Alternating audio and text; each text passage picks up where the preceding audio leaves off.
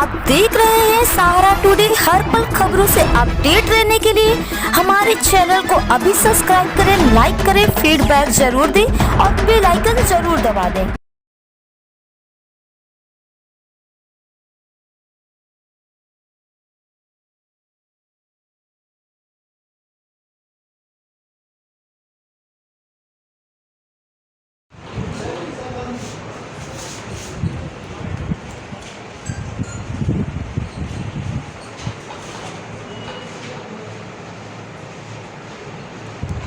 देखिए, जिस तरह से कुछ कानूनों का मामला लंबित पड़ा हुआ था, उस पर प्रदेश सरकार ने बहुत त्वरित एक्शन लेते हुए उसको केडीए को कानूनियाँ दे दी गई। लेकिन एक बहुत बड़ी मांग जो काफ़ी दिनों से चली आ रही है और जिसके लिए संघर्ष भी कर रहे हैं, लेकिन वो अंजाम तक नहीं पहुंच पा रहा है, उसकी सुनवाई नहीं हो रही, वो है सफाई मजदूर का मालिकाना हक कानूनियों का।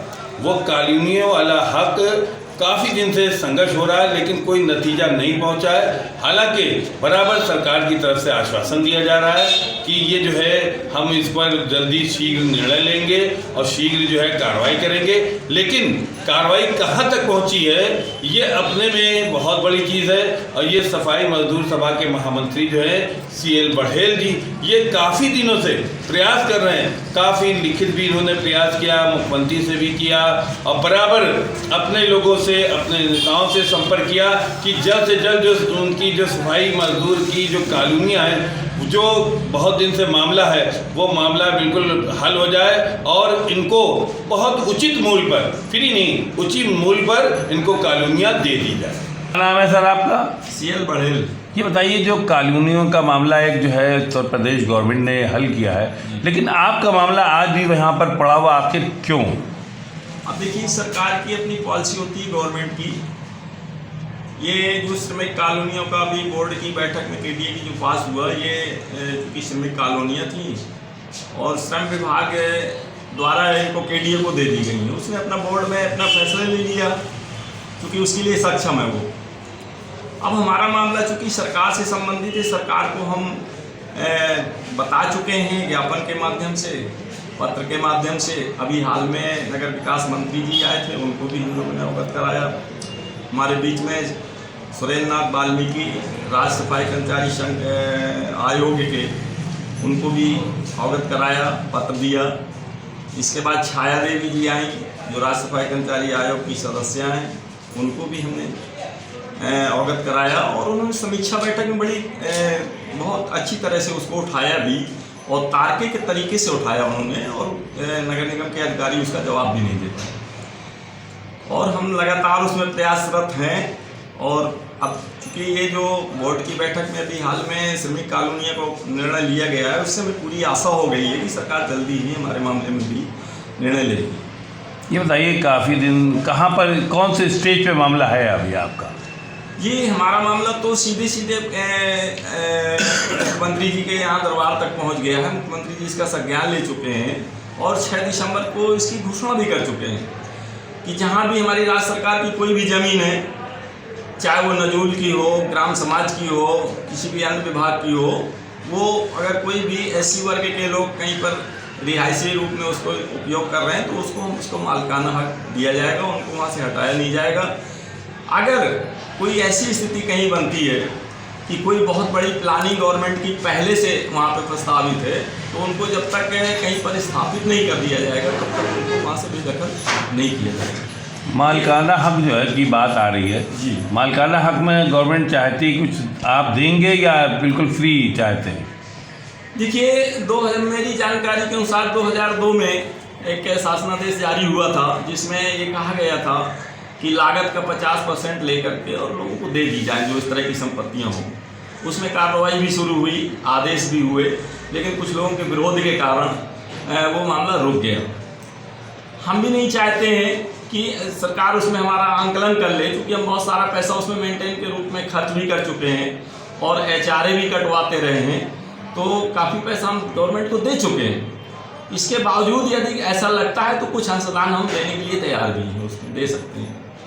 ये बताइए कि जैसे कॉलोनियाँ ये जर्जर स्थिति में हैं, अब अंशदान देने में, क्योंकि आप कुछ दे चुके हैं उसके बाद अंशदान भी देंगे, तो ये तो बहुत नहीं हो जा रहा है। तो मैंने कहा नहीं कि गवर्नमेंट का काम है कि हमारी स्थिति को ध्यान में रखे। हम गरीब आदमी हैं, हमारे स्वीपर से कॉलोनियों का मामला है, स्वीपर उसमें बाल बच्चों का अपनी पेमेंट से ही पालन पोषण करते रहे, तो वो नौकरी भी नहीं कर रहे हैं, रिटायरमेंट हो गए हैं, तो अब तो उनकी आमदनी भी कम हो गई। उनकी स्थिति को ध्यान में रख करके उसमें निर्णय ले, ताकि हमारा परिवार भी ना उजड़े और गवर्नमेंट का को भी नुकसान ना हो।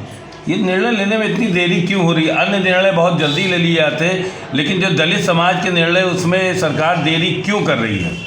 अब देखिए, मैं सरकार में जो हमारे बैठे लोग हैं, जिम्मेदार हैं, कुछ ना कुछ चल रहा होगा अंदर, क्या है, क्या पॉलिसी अपनाई जा रही है, क्योंकि मंत्रिमंडल में भी जा सकता मामला। और जो हमारी सरकार में बैठे लोग हैं, सब जिम्मेदार तो होते ही हैं, सब बुद्धिमान लोग होते हैं, निर्णय लेंगे तो जो भी लेंगे अच्छा लेंगे, ऐसा हम विश्वास करते हैं। नहीं, निर्णय तो लेंगे, निर्णय नहीं कहा ये जा रहा है कि उत्तर प्रदेश सरकार जो दलित समाज के लिए दम भर रही है, उसमें कहाँ तक ये निर्णय तो होते होते 5 साल हो जाएंगे। देखिए, सरकार जो भी निर्णय ले रही है, अभी तक जो भी निर्णय लिए गए हैं, ऐसे कई निर्णय सरकार द्वारा लिए, हम ये नहीं कह सकते कि दलित विरोधी सरकार है, क्योंकि कई ऐसे निर्णय लिए गए हैं। अभी एक निर्णय बीच में आया कि जो दलित उत्पीड़न के अंतर्गत कुछ लोगों की हत्याएं हो जाती थी, जलनवश या किसी कारणवश जो हो जाती थी, उनके लिए कंपनसेशन भी गवर्नमेंट ने दिया है। साथ साथ अगर पति खत्म हो गया, वो कमाने वाला था, परिवार का पालन पोषण करता था, तो गवर्नमेंट ने उसमें 5,000 रुपये की पेंशन विधवा को देने के लिए बराबर, जब तक वो जीवित रहेगी उसको दी जाएगी, ताकि वो अपने परिवार का पालन पोषण कर सके। कंपनसेशन तो देगी, 5,000 उसको पेंशन भी देगी। ये बताइए कि उत्तर प्रदेश में दलित समाज पे कुछ अत्याचार बढ़े हैं, तो क्या ये मानते हैं कि इतना होने के बावजूद ये नहीं होना चाहिए जितने बड़े अत्याचार? देखिए, ये जो दलित उत्पीड़न होते हैं, जो जाति जो दंगे होते हैं, जाति जो मर्डर होते हैं, जाति जो हत्याएं होती हैं, जो रेप होते हैं, ये एक संकुचित मानसिकता के लोग करते हैं। और देश में जब तक संकुचित मानसिकता बनी रहेगी, तब तक इस तरह के मामले होते रहेंगे।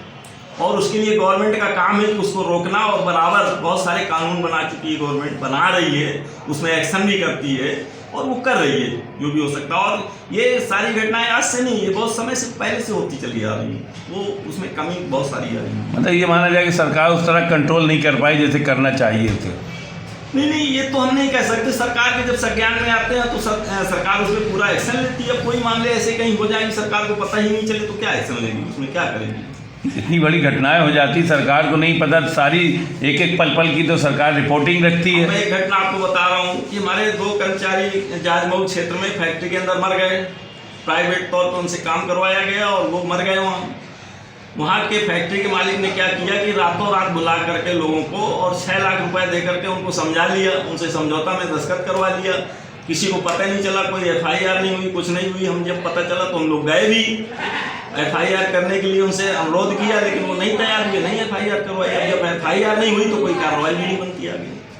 तो ऐसे भी मामले होते हैं। अभी आपने कहा कि सरकार की मानसिकता दलित विरोधी नहीं है, लेकिन जो घटनाएं हैं वो दर्शाती कि दलित विरोधी है। आप कह नहीं रहे इस चीज। सरकार की मानसिकता दलित विरोधी नहीं होती, कोई भी सरकार रही हो। सरकार का काम है लोगों की सुरक्षा व्यवस्था का ध्यान रखना, उनके लिए उनके दुख दर्द को सुनना, ये सरकार का काम है। जो ये घटनाएं घटती हैं वो संकुचित मानसिकता के दायरे में जो लोग जीते हैं, जात पात की भावना रखते हैं, वो लोग करते हैं। मतलब इसके लिए सरकार जिम्मेदार नहीं होती है? नहीं, जिम्मेदार होती है, उनके खिलाफ कार्रवाई होती है, सरकार करती है और हो रही है। आप देख रहे हैं सहारा टुडे। हर पल खबरों से अपडेट रहने के लिए हमारे चैनल को अभी सब्सक्राइब करें, लाइक करें।